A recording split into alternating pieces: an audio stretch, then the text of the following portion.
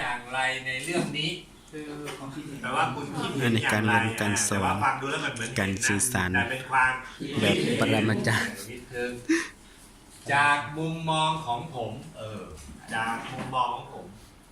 จะเป็น V หรือจะเป็น AD จากมุมมองผมนะผมว่าเรื่องนี้มันต้องอย่างนี้ มันก็ต้องใส่ความคิด เป็นความคิดเป็นทัศนคติเป็นความคิด ผมคิด มุมมองเป็นทางจากสิ่งที่เห็นมันน่าจะเป็นวีแต่จากมุมมองเป็นมองที่เราเบิกแต่นี่มันเป็นความคิดมุมมอง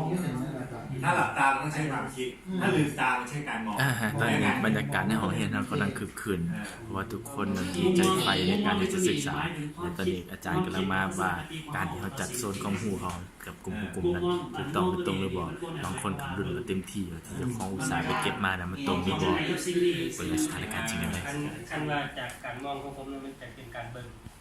ถ้าว่าจากมุมมองมันจะเป็นความคิด แม่น เพราะมันมีคำว่ามุม คือ ไม่เข้าเดือนยังว่าแม่นได้ เรียนความคิดจ้ะ คุณนี่ฉลาดนะจริงๆจากมุมมองของผมเนี่ยถ้าอย่างที่เมื่อกี้อาจารย์แต่ละท่านบอกว่า มุมมองก็แปลว่าความคิดไงนะแต่ว่า แปลกที่คนที่